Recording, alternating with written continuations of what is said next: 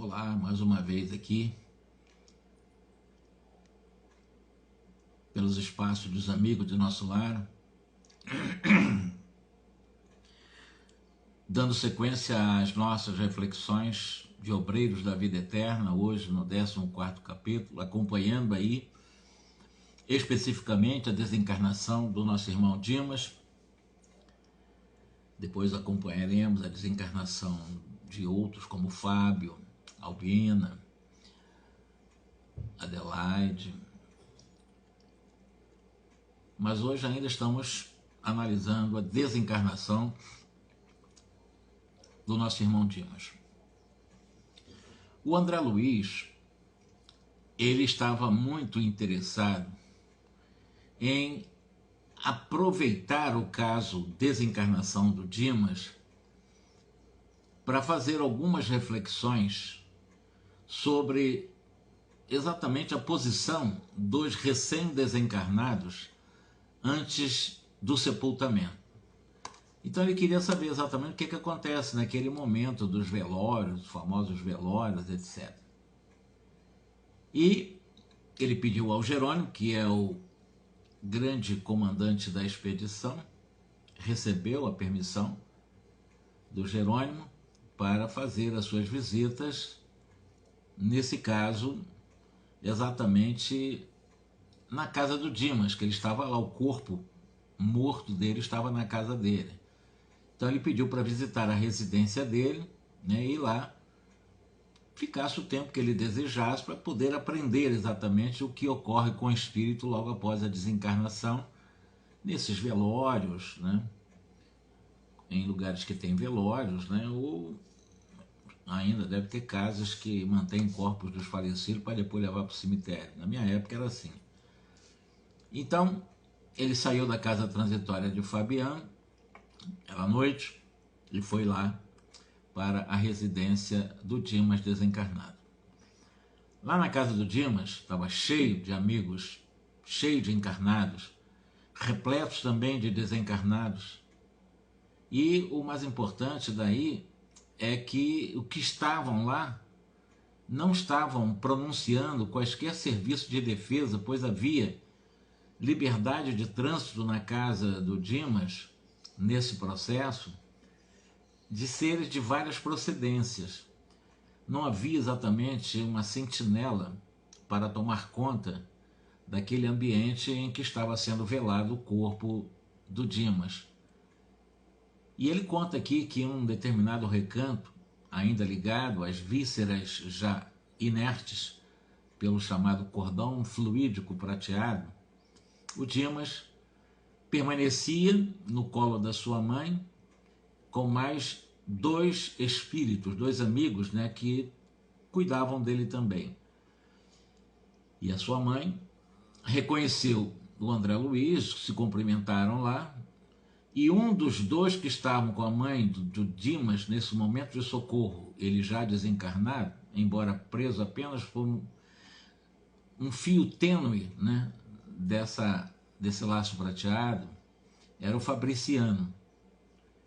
E o Fabriciano, que acolheu o André Luiz, e, enfim, o André Luiz disse que estava ali para aprender, explicou que queria os pormenores que ele pudesse fornecer para o André Luiz como aprendiz, e o Fabriciano começou a explicar para o André Luiz exatamente alguns detalhes em relação a esse processo desencarnatório, a questão do Dimas também. E o Fabriciano disse para o André Luiz, esse espírito Fabriciano, que ele admirava muito o Dimas, né, porque ele realmente oferecia muito concurso, muita colaboração para a espiritualidade. E o Fabriciano explica para o André Luiz que ele fazia parte de uma comissão, integrava, né, uma comissão espiritual de serviço que estava exatamente atendendo aos necessitados por intermédio da mediunidade do Dimas. Enquanto encarnado, Dimas atendia muitos seres doentes. E esse Fabriciano, ele era um dos que utilizavam a mediunidade do Dimas para esses trabalhos também. Ele foi sempre assíduo nas suas obrigações, é um companheiro leal, um verdadeiro irmão. E o André Luiz perguntou, quando ele falou de comissões, então há comissões de colaboração permanente para médiuns em geral? E o Fabriciano explicou, eu não estou dizendo que todos, porque a mediunidade ela é título de serviço como qualquer outro título de serviço. E há pessoas que até brigam para serem dirigentes de grupos mediúnicos, mas essas pessoas que brigam para serem dirigentes de grupos mediúnicos menosprezam as obrigações que lhes correspondem, evidentemente não terão um tratamento especial. Eles gostariam de intercâmbio com o mundo espiritual, mas eles não meditam as finalidades, as responsabilidades para você dirigir um grupo mediúnico, não é para qualquer um. E em razão disso, não se estabelecem conjuntos de auxílio para os médiuns em geral, mas apenas para médiuns que estejam dispostos ao trabalho ativo, ou seja, comissões que têm essa função de auxiliar diretamente os médiuns, só aqueles médiuns dispostos ao trabalho ativo, não é qualquer médium, não é qualquer dirigente. Quando o médium é bom, quando o médium ele realmente é comprometido com o bem, esse tem um amparo especial a esse conjunto que ele chama aqui de auxiliares ou comissões de espíritos que auxiliam esse médium. Há muitos aprendizes que não ultrapassam a fronteira da tentativa da observação, e esses tais desejariam o caminho mais aplanado, exigindo as chamadas convivências exclusivas dos espíritos bons, genuinamente superiores, que tem aqueles médios também, que só ter contato com os espíritos superiores, só com os espíritos genuinamente bons. Que médios são esses? Exigindo, inclusive, da espiritualidade o contato só com os espíritos bons. Porque quando você é médium, num grupo mediúnico, também é para atender espíritos em sofrimento, e muito sofrimento. Então, tais experimentam essa luta construtiva através de pesquisas superficiais, e a primeira dificuldade é abandono esse compromisso assumido. Existem muitos pesquisadores no movimento espírita que realmente ele é assim, né? As primeiras dificuldades vêm, eles abandonam. Não querem nada com compromisso num processo de uma reforma de comportamento, uma reforma moral. Exatamente para a obtenção de fortificação moral é muito importante as provas difíceis, as provas angustiosas. Já que ninguém reencarna para fazer turismo na Terra, e nenhum de nós está aqui na Terra para brincar, ninguém veio aqui para se divertir, nós estamos na Terra para vivermos as experiências que a Terra nos oferece. Afinal de contas, a Terra é um mundo de prova e expiação. E no mundo de prova e expiação, ninguém nasce realmente para se divertir. Nós renascemos para passar por essas dificuldades também, é o que ele está dizendo nessa lição. Para nós obtermos a fortificação moral, é muito importante, ele diz que é imprescindível as provas difíceis e as provas angustiosas. Entretanto, em face das exigências naturais, da disciplina, do aprendizado, tais se dizem melindrados. Qualquer baque se melindra. Eles não suportam a aproximação, por exemplo, de espíritos inferiores, sofredores. Não também suportam, né, encarnados perturbados, e normalmente eles entram na inércia, na acomodação, e aí, evidentemente, eles não suportam as dificuldades, ficam na pesquisa, na superfície, querem apenas serem teóricos, esquecem da necessidade do exercício, da prática. E para esses pesquisadores, bem difícil realmente, e seria extremamente difícil a formação de equipe eficiente do nosso plano, ou seja, para esses tais não existem comissões de auxiliares espirituais, porque eles não fazem jus. Só aqueles que apresentam valores através de um trabalho edificante, de renúncia, às vezes de muito sacrifício, que recebem auxílios de comissões de espíritos especiais. E nós sabemos que não são muitos médios, né? Até porque não se sabe quando muitos desses aventureiros estão dispostos realmente a servir. E se recebem faculdades intuitivas, a pessoa tem a capacidade intuitiva, mas ele quer a psicofônica. Se por exemplo, eles contam com a vidência, mas eles queriam exatamente exteriorizar o ectoplasma para materialização, para os fenômenos de materialização. Então, nunca satisfeito com as suas mediunidades, alguns.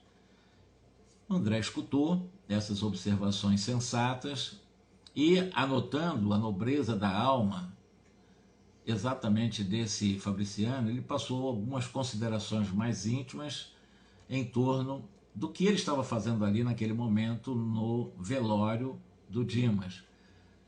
Porque se formar uma expedição destinada a um socorro de servidor que dispunham de amigos com uma tamanha competência moral como Dimas, né, o Fabriciano, ele já demonstrava conhecimentos elevados, uma condição superior, e o André Luiz queria tirar dele muitas outras informações.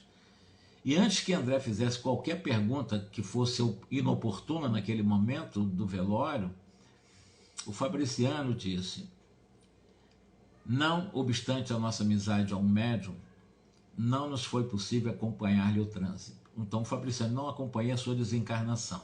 Até porque quem acompanhou a desencarnação do Dimas foi exatamente o Jerônimo, o André Luiz. Temos delegação de trabalho, mas num assunto entrou em jogo a autoridade de superiores nossos que resolveram proporcionar-lhe um repouso, o que não nos seria possível prodigalizar-lhes caso viesse diretamente para a nossa companhia. O que ele está dizendo? Que o Dimas recebeu um amparo muito especial e não caberia a ele, Fabriciano, realmente entrar nessa linha, porque espírito superior ao próprio Fabriciano providenciaram o processo desencarnatório de Dimas e estabeleceu, né, o compromisso desse processo do trespasse para uma outra equipe, para outra comissão, e não a que o Fabriciano participava. Lembrando que o Fabriciano era um dos espíritos que utilizava da mediunidade do Dimas para socorrer pessoas doentes na Terra também, que é uma mediunidade curativa. E aí, seduzidos por essas considerações, o André Luiz resolveu perguntar o que ele já sabia, mais ou menos, pelo menos, já tinha algumas visões, né? Mas ele queria detalhes, ele queria particularidades mais significantes sobre o caso Dimas. Nem todas as desencarnações de pessoas dignas contam com o amparo de grupos socorristas, perguntou o André Luiz. Quer dizer, será que existem desencarnações de pessoas que não têm tanta dignidade que não recebam o amparo da espiritualidade? Na verdade, o Fabriciano diz o seguinte: todos os fenômenos de desencarnação, eles contam com o amparo da caridade e afeta as organizações de assistência indiscriminada. No entanto, a missão especialista não pode ser concedida a quem não se distinguiu no esforço perseverante no bem. Todos nós teremos, de alguma forma, um auxílio durante o nosso processo desencarnatório, sim.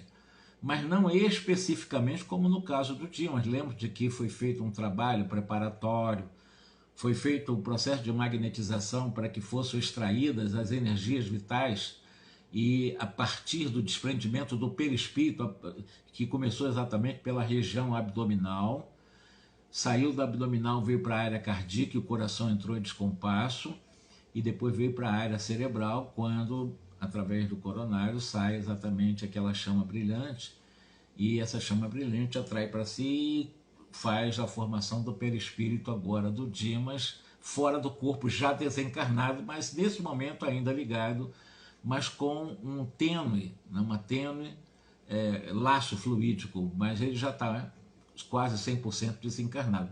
Mas esse é um processo específico, acompanhado por especialistas. Nem todos têm esse acompanhamento, nem todos têm exatamente esse processo especializado de um acompanhamento mais próximo, porque isso, evidentemente, só é concedido para quem se esforça, que são perseverantes na prática do bem, e esses recebem um tratamento especial.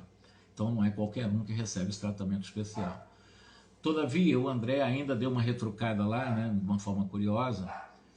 Então não há caso de criaturas essencialmente bondosas que se libertam dos laços físicos, mais ou menos entrosados em comissões de serviço espiritual de natureza superior, sem que haja missões salvacionistas previamente designadas para socorrê-la? É uma pergunta longa, né?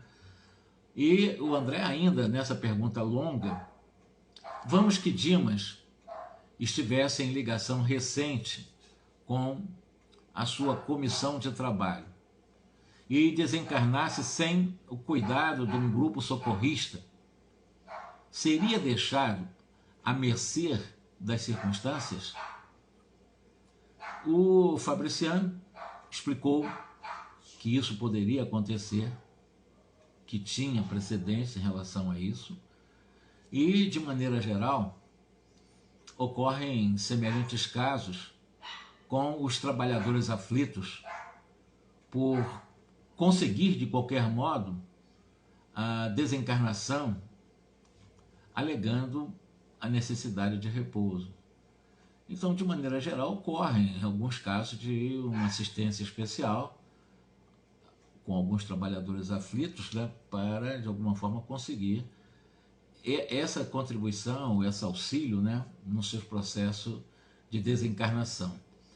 Mas existem outros casos que não. Muitas vezes, no fundo, são criaturas bondosas, mas menos lógicas e pouco inteligentes. Por exemplo, ele vai dar um exemplo. Numa semana que houve lá, ele fazendo parte de comissões de trabalhadores, ele diz o seguinte: na semana passada, por exemplo, nós observamos um caso dessa natureza. Respeitável senhora, jovem ainda pelas disposições sadias que demonstrou no campo da bondade, da benemerência social, da beneficência, que não é caridade, é filantropia, e ele chama de benemerência social. As pessoas fazem ação de coisa, faz muita coisa para os outros. Ela era uma dessas filantropas, né? E fazia um trabalho nessa área, que ela chama de benemerência social. Ela foi ligada a uma dedicada corrente de serviço organizada por amigos nossos nesse trabalho assistencialista. Verificando-se, contudo, pequenas rusgas entre ela e o esposo dela, e tendo conhecimento da imortalidade, ela era espírita, então ela tinha um conhecimento da imortalidade da vida, evidentemente ela, em algum momento, por ter brigado com o marido, queria morrer. Não é que ela queria suicidar-se diretamente, mas ela ficou desgostosa da vida. Então ela fazia o trabalho assistencial, como fazer ação de coisa para os outros, mas ela não conseguiu administrar bem a vida dela doméstica. Aliás, tem muita gente, né, que faz muito trabalho assistencial, ajuda os pobres para tudo quanto é lado, e uma vida terrível dentro de casa, com seu esposo, com a esposa, com os filhos. Que caridade é essa? Se a caridade começa dentro do lar. Então, em face dessas tolas leviandades do marido, bastaram para que ela acabasse amaldiçoando, né, o mundo, a humanidade, embora fazia a filantropia, né, a doação de coisas, roupas, catando piolho da cabeça dos outros e tal, tudo isso ela fazia. Assistencialismo era direto, ela fazia, mas brigou com o marido e perdeu o equilíbrio. E começou exatamente a maldizer o mundo, a humanidade, ficou com raiva de todo mundo. Não sei que caridade é essa. E muitos chamados caridosos, que fazem muito para os outros, esquecem realmente de fazer. Primeiro para si, para fazer também na família. Caridade começa em casa. Então ela não soube quebrar essa concha desse personalismo inferior e colocar-se, né, num caminho, pelo menos a caminho de uma vida mais digna, para a vida maior. Então, pela irritação dela, pela cólera, pela intemperança mental, ela criou a chamada ideia fixa de libertar-se do corpo de qualquer maneira, embora não é que ela quisesse suicidar-se diretamente. Ela estava só desgostosa, ela não queria suicidar. Até porque ela é espiritualista, sabia que não ia morrer, só ia matar o corpo. Ela não queria esse suicídio direto, mas estava desgostosa, não queria viver mais no corpo físico. Entrou nesse processo. Então ela conhecia os amigos espirituais que se haviam unido a elas, né, durante o trabalho dela também, e de alguma forma ela recebeu vários conselhos para tirar isso da cabeça dela. Queria morrer porque brigou com o marido. Mas ela repelia essas advertências fraternais de amigos espirituais, somente para aceitar as palavras de consolação que lhe eram agradáveis dentre as advertências salutares que eles endereçavam. Então os espíritos advertiam e ao mesmo tempo chamavam a atenção dela. mas ela preferia só ouvir exatamente as coisas agradáveis. Aquilo que não era agradável, ela fingia que ouvia. E tanto pediu a morte em pensamento, ela queria tanto morrer, insistindo por ela, magoada, irritada, com aquela irritação persistente nela, que ela acabou realmente desencarnando em face de uma icterícia complicada com um simples surto gripal. Ou seja, na realidade se tratava de um suicídio, embora não direto, mas é um tipo de suicídio inconsciente. E essa senhora, no fundo, embora era uma pessoa que ajudava, os outros ajudavam em termos de coisas materiais, como fazeção de coisas, como eu digo, né? Mas ela não se recebeu qualquer autorização para conceder um descanso e muito menos auxílio especial após a desencarnação. Os benfeitores, na realidade, apesar de eficiente intercessão em benefício dela em algum momento, somente puderam afastá-la das vísceras cadavéricas há 2 dias em condições impressionantes e tristes. E não havendo qualquer determinação de assistência particularizada por parte das autoridades superiores, e até porque não seria aconselhável entregá-la ao sabor da própria sorte, em face, até que ela tinha algumas virtudes, alguns potenciais de trabalho, né, do qual ela era portadora, o chefe da comissão, lá o diretor da comissão de serviço, a que ela estava afiliada, né, ela que é bastante imprevidente, diga-se de passagem, ele recolheu-a por espírito de compaixão. E em plena luta, e ela se foi de roldão a trabalhar por aí, ativamente, em condições muito mais sérias, muito mais complicadas. Essa foi a elucidação que Fabriciano deu para André Luiz, dizendo que nem todos recebem um tratamento especial, e sobretudo essas rebeldes. Foi socorrida, sim, mas só Deus sabe, ela vai ser entregue ao Deus dará. Não há um tratamento de acompanhamento. Ela foi colhida e tal, tirou do corpo e agora é com você. Se vira, é você com a sua consciência, com a sua rebeldia, sem humildade, na prepotência. E esse esclarecimento foi profundo para o André Luiz. Ele achou muito interessante em relação a essas intervenções, esses auxílios, né, para processo desencarnatório. Porque a lei de Deus, de fato, ela é perfeita em seus fundamentos. E é harmoniosa em suas aplicações também. E o Fabriciano ainda explicou o seguinte: não frutifica a paz legítima sem a semeadura da paz. Não há como a pessoa conquistar a paz se ela não semear a paz. Não há frutificações de paz legítimas sem semeadura necessária da paz. Você precisa semear o bem para colher o bem. Alguém, para gozar do descanso, ela precisa, antes de tudo, merecer esse gozo após a morte, essa felicidade, essa aventura. As almas inquietas, elas entregam-se facilmente ao desespero, e muitas vezes gerando causas de sofrimentos terríveis, cruéis. E logo após, contemplando Dimas recém-desencarnado, como a indicar que deveríamos centralizar todo o interesse daquela conversa no bem-estar do Dimas, o Fabriciano diz o seguinte: ó, nosso amigo Dimas, ele repousa agora e, terminada a tormenta das provas incessantes, está enfraquecido. O Dimas permanece enfraquecido. A sensibilidade posta a serviço da obrigação bem cumprida castigou-lhe a alma até o fim. Ele plantou a fé, a serenidade, o otimismo, a alegria em milhares de corações, estabelecendo realmente algumas sólidas felicidades futuras. Por enquanto, permanecerá na posição de uma ave frágil, incapaz de voar longe do ninho.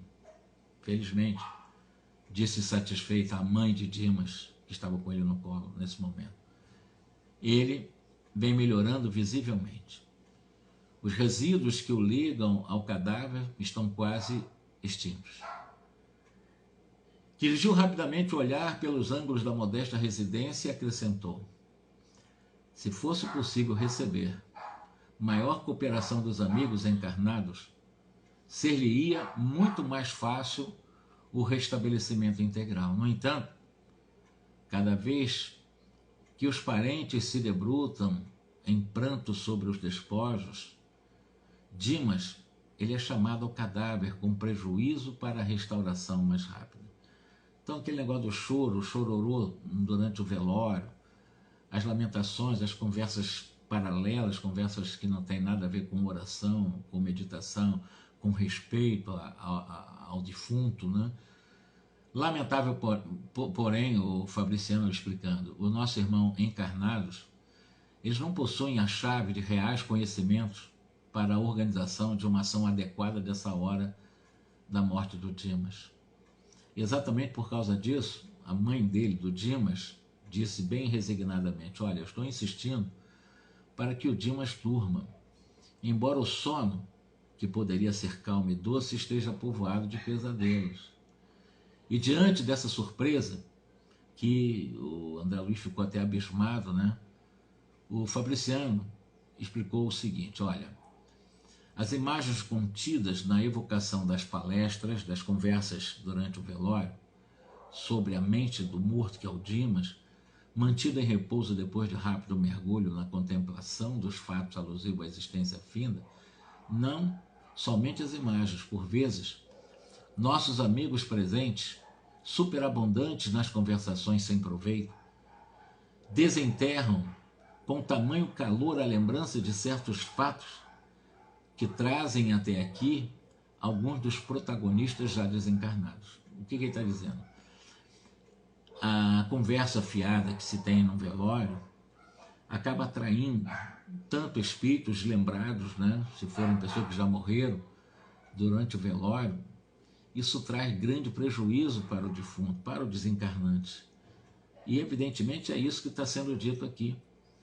Essas afirmações ouvidas acabaram incitando o André Luiz a uma curiosidade, ou seja, o Fabriciano queria prodigalizar pelo menos aquela uma experiência direta e aconselhou o André Luiz o seguinte, André, espere alguns minutos na sala próxima aqui, onde os despojos recebem a visitação. O André obedeceu. O velório apresentava um aspecto usual. Flores perfumadas, semblantes sisudos, conversações discretas. Ao pé do cadáver, propriamente considerado, os amigos sustentavam reserva e circunspecção. A poucos passos, todavia, davam-se asas ao anedotário vibrante em torno do amigo em trânsito para o outro mundo, ou seja, começaram a contar anedota durante o velório. E esses anedotários vibrantes em torno, evidentemente até em nome dele, pequenas e grandes ocorrências da vida do Dimas eram lembradas com graças até, uma certa vivacidade. O André se aproximou dessa roda compacta em que se falava a respeito do Dimas, durante o velório. O certo rapaz dirigiu-se a um cavalheiro muito idoso, perguntando, Coronel, você recebeu o dinheiro do Dimas, a conta que ele estava devendo para você? Essa é uma das perguntas no velório. E o coronel disse, não, por enquanto não. Não, claro que não estou preocupado agora com isso. Dimas sempre foi um bom camarada. E os filhos não esquecerão o compromisso dele comigo. É questão de tempo. Então, esse coronel respondeu de uma forma respeitosa. Alguém está lembrando da dívida do Dimas desencarnado ali, o defunto dele ali. E interessado em ressaltar as qualidades distintas do Dimas e revelando-se as suas boas disposições de historiador municipal, esse fofoqueiro continua. Olha, Dimas era um homem interessante. Aliás, ele era um excepcional. Muito bom. Sempre eu lhe invejei a serenidade. Em matéria de prudência, raras pessoas que eu conheci semelhantes a eles. Isso é o coronel falando, aquele que era o credor. É verdade que nunca me dei a estudo de espíritas, mas eu confesso que, ao lhe observar a maneira de proceder, Eu sempre desejei conhecer a doutrina que lhe formara o caráter. Até aí tudo muito bem. Embora a invocação dos débitos do morto, do Dimas, né, aquele credor, aquele coronel, apenas pronunciava palavras de estímulo e de paz, ele estava equilibrado. O outro era fofoqueiro, mas o coronel estava bem, estava fazendo algumas lembranças boas. Todavia, no estado atual da moral humana, é muito difícil alimentar. Olha só que frase interessante que o Fabriciano está dizendo para o André Luiz.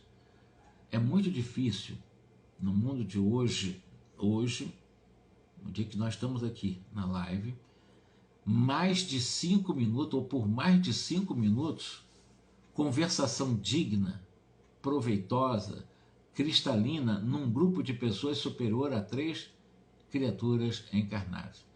Ele está dizendo que entre nós é difícil nós ultrapassarmos a 5 minutos com conversa digna e sadia.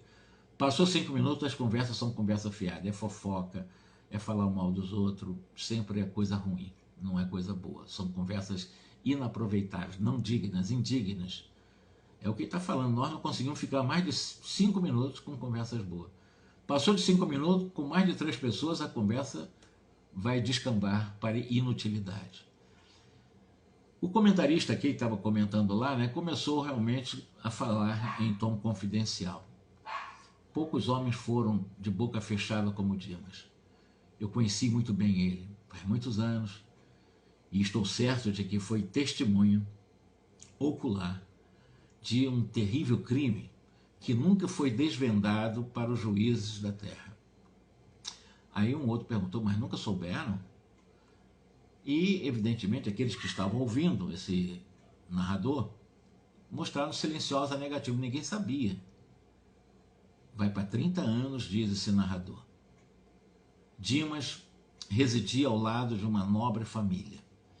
E dessa família conceituada emanavam ordens, benefícios das mais elevadas expressões para o bem-estar de todos. Como não ignoram, há 30 anos, a vida no interior ainda conservava expressiva herança do Brasil imperial. A economia centralizada mantinha a chamada Casa Grande Aspiada aí, onde se traçavam roteiros para o serviço popular, isso no interior. Morando na vizinhança, Dimas levava a existência humilde de trabalhador organizando o futuro de homem de bem. Certa noite, pela madrugada, um conhecido chefe político, um líder político, saía de um palacete residencial pelos fundos, acompanhado de uma mulher. Vendo-se sozinho, esse Dom Juan deu alguns passos para fugir, né?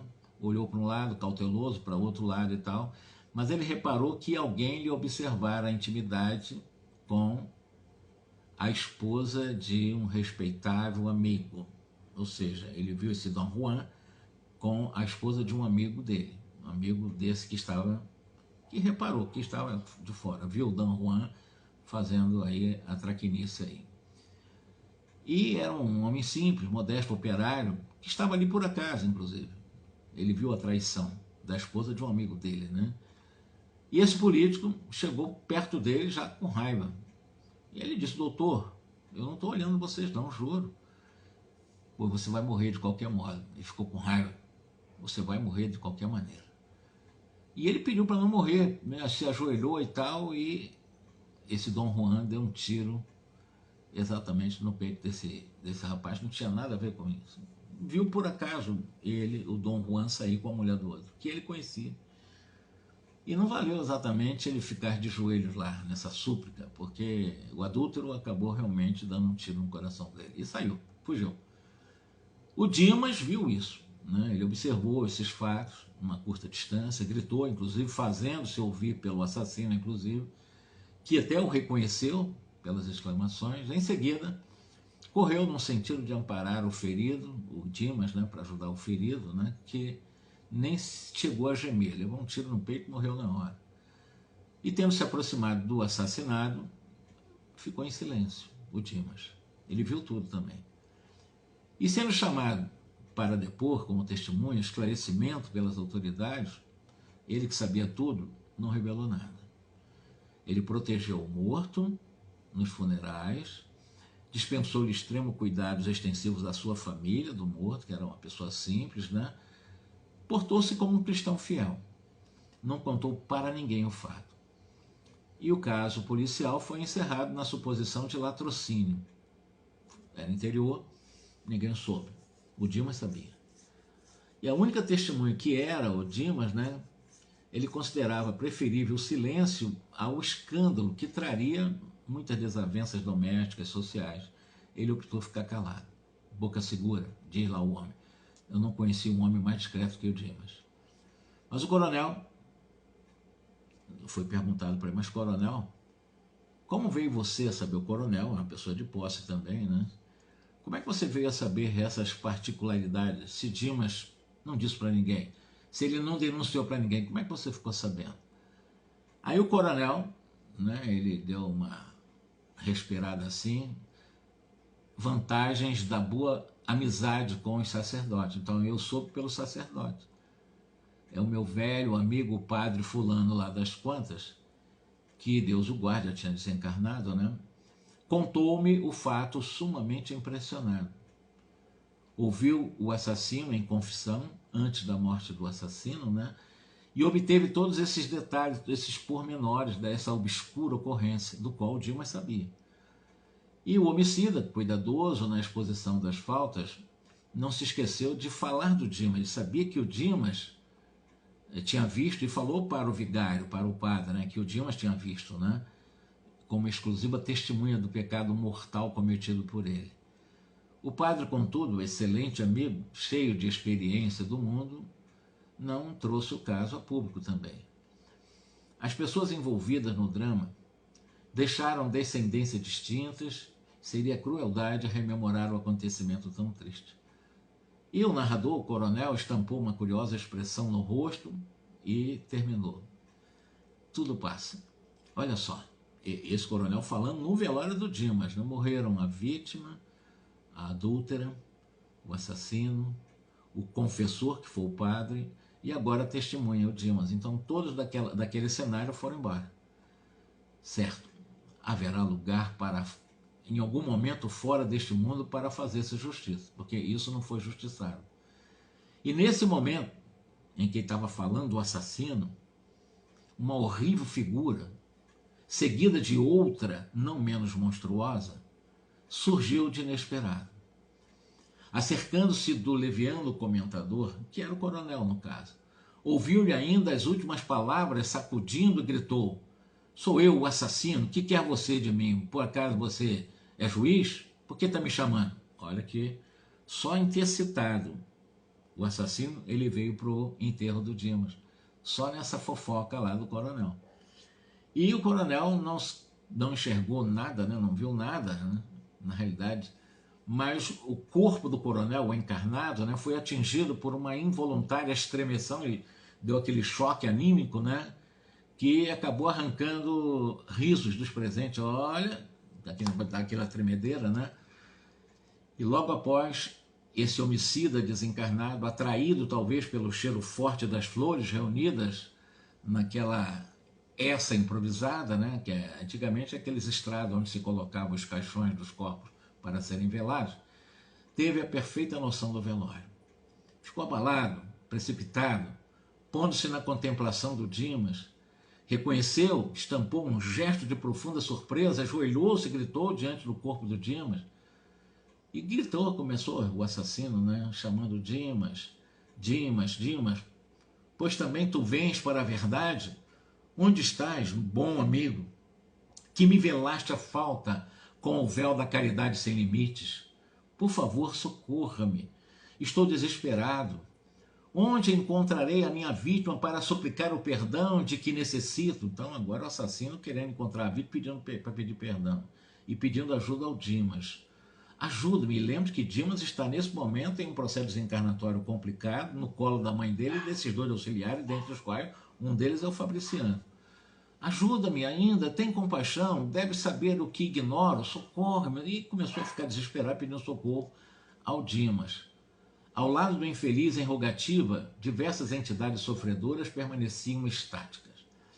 Mas Fabriciano, surgiu inesperadamente e ordenou aos invasores o afastamento imediato. Saia daqui. Tomando conta do lugar, o Fabriciano. Limpa a câmara agora, o novo amigo dirigiu-se ao André e observou: garanto que este grupo entrou nesta casa por invocação direta.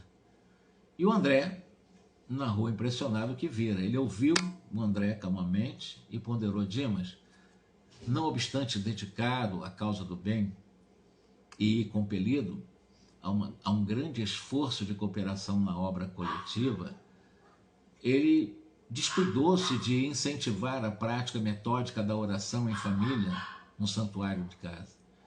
Por isso, ele tem defesas pessoais, mas a residência dele conserva-se à mercê da visitação de qualquer espírito, qualquer classe.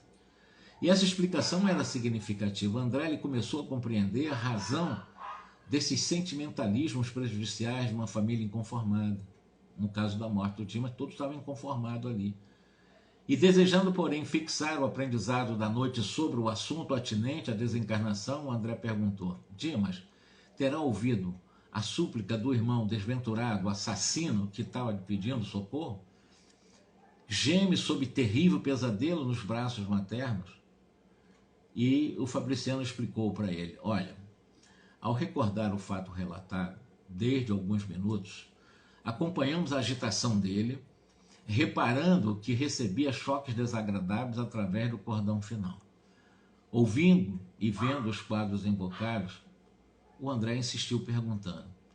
Ele não chegou a ver e nem a ouvir integralmente, em face da perturbação espontânea, mas vislumbrou, sentiu, oprimiu-se, torturou-se, prejudicando a reconquista de si mesmo diante desse apelo energético pelo pensamento do assassino que estava ali no velório pedindo socorro ao Dimas. Lembrando que o assassino foi atraído pelas conversas dos detalhes do que ocorreu pelo coronel, que soube através daquele padre, o confessor do assassino.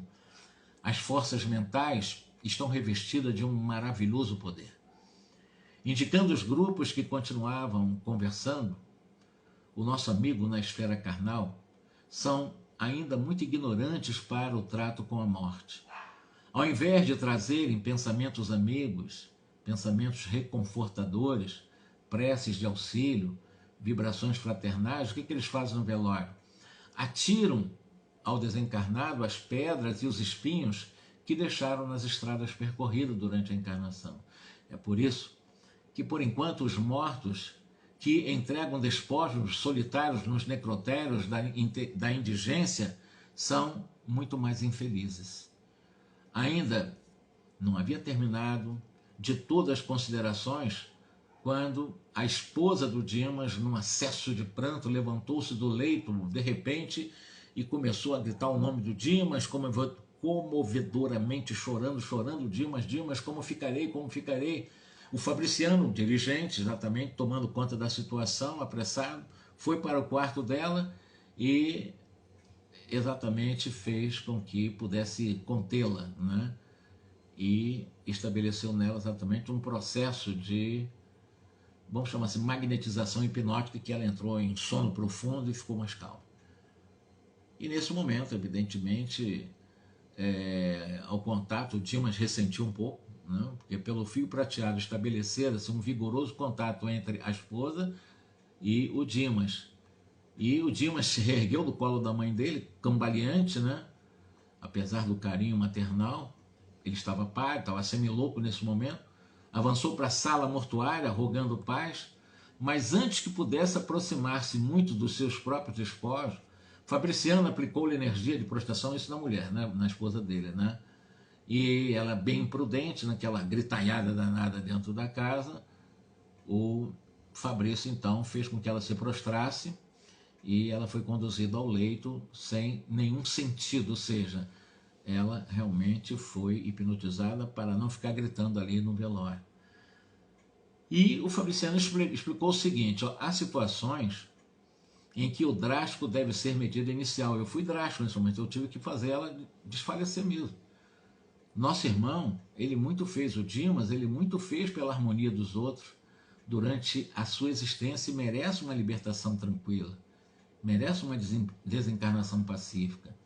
sinto-me, pois, no dever de garanti-lo para que se desembarace desses últimos resíduos que ainda inclinam a matéria densa, no caso, essa saudade, essa loucura da esposa, dos filhos, dos amigos. Outros amigos e afeiçoados do médium chegaram ao ambiente do médium, ao próprio Dimas desencarnante, chegaram ao ambiente doméstico interessados em ajudá-lo, e como a noite ia muito alta, André Luiz despediu-se de todos, né, e regressou exatamente para a casa transitória do Fabiano, de onde ele tinha saído pedindo ao Jerônimo para poder acompanhar essa noite, esses primeiros momentos da desencarnação do Dimas. E no outro dia, ao avistar o André, o Jerônimo disse o seguinte: André, espero que no velório lhe tenha trazido úteis instruções, bons ensinamentos. Você aprendeu muito lá no velório? Disse, não, sim, aprendi bastante. Aprendi muito durante a noite lá no velório do Dimas. Eu aprendi, inclusive, que as chamadas câmaras mortuárias, velórios, né, não devem ser pontos de referência à vida social, mas exatamente esses lugares, essas câmaras mortuárias, e conhecido como velório, devem ser recintos consagrados à oração e ao silêncio. É exatamente isso que nós gostaríamos de apresentar no 14º capítulo de Obreiros da Vida Eterna, que o André Luiz nos traz, essas conversações que acontecem durante o velório, evocando o nome dos mortos já envolvidos em algum momento, em algum drama em que o desencarnado teve. Isso acontece com adultérios, com assassinatos, com suicídios e tantas outras falcatruas, corrupções, etc, etc. Naquele momento em que nós estivermos no velório, o convite é o respeito, a oração, o silêncio, os cumprimentos fraternais, mas sempre com o mais absoluto respeito, com oração para o desencarnado, né, os que está desencarnando, né? E assim nós realmente respeitaremos a espiritualidade encarregada de manter o processo desencarnatório de forma tranquila, a fim de que os que realmente partiram para o além adentrem a outras dimensões de uma forma mais equilibrada, possivelmente mais equilibrada, graças também ao auxílio dos encarnados. Mas a gente sabe que nos velórios só se fala, normalmente fala muita bobagem, muita fofoca, da vida do morto, da vida da família do morto, de pessoas envolvidas ao morto.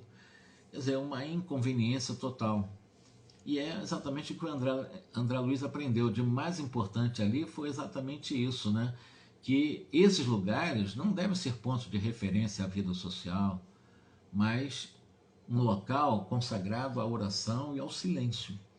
É o que nós deveríamos fazer para quem vai em velório de amigo, de parente, etc., com o mais absoluto respeito, sem desespero, sem gritaria, sem alvoroço. Fico por aqui e na próxima terça-feira às 18 horas vamos falar do 15º capítulo, ainda continuando, acompanhando exatamente esses processos desencarnatórios, ainda um pouco sobre o Dimas, né? Um pouco ainda sobre esse cortejo fúnebre dele, tá? Nós estamos falando disso, são 5 desencarnações. Na realidade, uma vai ter uma moratória, não vamos acompanhar. Mas a última desencarnação ela é linda, né? Ela é promovida pela própria desencarnante em face de sua evolução. Que Deus nos abençoe e até a próxima terça-feira que vem. Um grande abraço para todos.